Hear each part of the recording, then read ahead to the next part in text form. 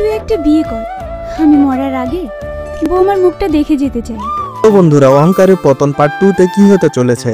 এই নাটকের পার্ট 2 তে এমন কিছু ঘটতে চলেছে যা জানলে আপনারা অবাক হয়ে যাবেন। অহংকারের পতন পার্ট 2 কবে আসবে এবং আপনারা এই নাটকের পার্ট 2 এখনই কিভাবে দেখবেন, এসব কিছু নিয়ে থাকছে এই ভিডিওটি। তাই আপনারা যারা এই নাটকের 2 নম্বর পর্বটি দেখতে চান এবং জানতে চান পার্ট 2 কবে আসবে, তারা অবশ্যই ভিডিওটি না টেনে শেষ পর্যন্ত দেখুন।